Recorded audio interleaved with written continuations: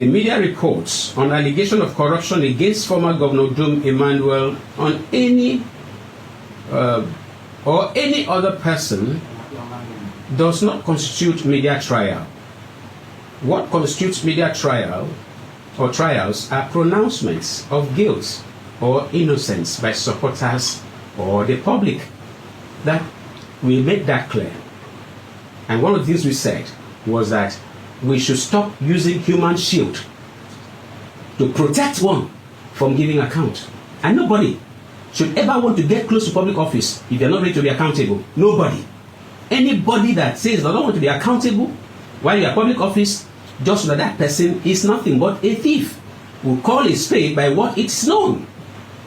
So, His Excellency had made some remarks because of the NACAT petition to EFCC over Emmanuel, and he has said, even there's a paper here which you see Dum's 700 billion EFCC case. I don't know where the petitioners got the figures from, Omoino. And we are streaming. For those online, you can see it. And there's much more to that because some have carried that media trial should stop. And we just want to say this because before even the governor spoke, we've seen some aides who have brought ethnicity to the quest for accountability, and then to say that to even write news about it because media trial. No, media trial is when you say the person is guilty or the person is not guilty. That is media trial. But to give invisible report, nobody can silence that. In fact, the more people want to silence that, they will get like a local palace water. Prof will have his very brief take on this, and then we also said that the legislature should be guided by court judgments barring suspension of legislators beyond 14 days. Natasha Akpabio feud. She was suspended for 6 months. Everything stripped from her, including even the title, whereas we know that once you're a senator, always a senator. No suspension should even contemplate that in the first place. What we are not going to the details because it's getting more messy by the day as Natasha went to IPU and now she's under investigation and she's fearing arrest. But be that as it may, one thing we said from the beginning, while others were taking sides, we said this thing has been mismanaged from the onset. It should be addressed, and that's what we are still saying. Otherwise, people would shout at the end of the day, had I known.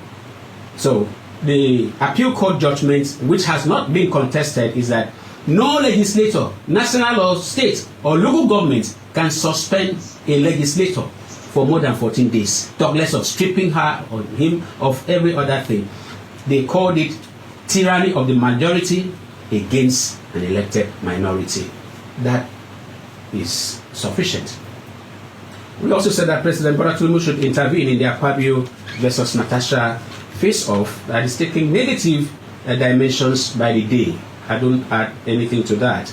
And then the Akwa Ibom State government should intervene in a land-grabbing saga reportedly going on at Ekpiri Sukara Fort and Ikot Anyana Fort villages in Yolugu government area. We hosted a young man who is a victim here last week, and the things we heard borders on very serious raising security concerns that people will just come and take your land, and when you want to raise your voice, they frame charges on you, and that they have some persons in places who make sure that such people are nailed.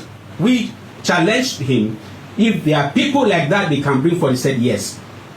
I don't have update to that yet, but we are working on the ground, and we are also making correspondences available. Talking about correspondences, over the Quality Ceramics Limited, now Quality Ceramics Home Care Limited, bought by a co-investor who was accused Akikop of being grossly inefficient, that people they lack capacity, they don't even know why they are there and all of that. He was live on the program. We have done a letter to His Excellency that he should intervene, because having somebody put in hundreds of millions, maybe close to $1 billion, and then losing it because some things are not working right is unacceptable, and it's a son of the soil, and we are looking for local investors to make things happen in Akwa Ibom State. That is that about what transpired last week. Before I take the food for thought and thought for the week, for food, Prof, may have just one or two things to add, and then we go hit the ground running, as they say. Yes, Prof. You heard what we did last week. You were here. Like they normally say, is there anything you want to add or subtract, or is there any error in what I've read out? I think you're totally in order. Let me thank you again for having me. You're welcome, sir. On a very light note, I'm a little curious about this last name that we have given to our executive governor. Yeah. An amiable young man, a very interesting individual. Yes. A man who is committed to doing good at all levels. He's trying, he's doing his best. Why have you suddenly given him a fourth last name? I get a little uncomfortable. Compassion personified. No. Which one? When I hear people say Pastor Umar Bassi Eno, Okay. PhD. Okay. Which means he is a brother to millions and gazillion people around the world who also possess the PhD degree. Yes, sir. It doesn't sound ethical to me. And I think Pastor Bueno, that I knew before he became governor, Yes. is a very decent young man. So what should we do? And I would discourage. Yes, he holds a respectable PhD from a credible university. But why should we keep calling him PhD? It sounds like his last name. So we make it doctor? Whatever he wants. I recall many years back when Senator Godswill Akpabio was addressed as Barrister Godswill Akpabio. He objected to it. At some point he said, just call me Godswill Akpabio. That's who I am.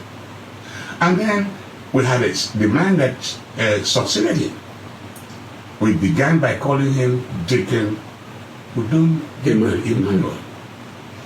At some points in his life as the governor, he dropped the title of Deacon. But I just find calling our governor PhD as a bit of insult. Should address him as either pastor or more that he was before he became governor, okay, and before he acquired the PhD, or you address him as Dr. Umar Bassi Eno.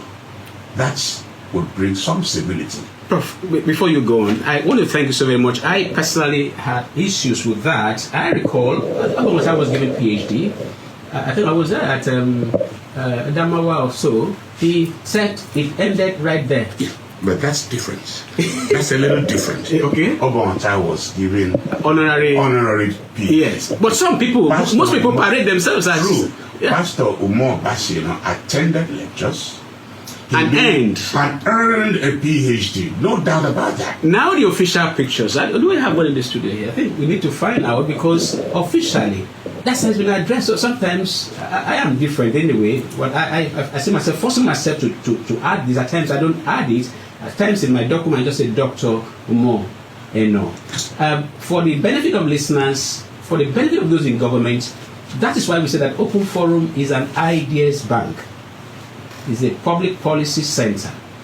Please, handlers of His Excellency, somebody is going to get a contract to replace the official pictures that will be carrying Pastor Umar Eno PhD.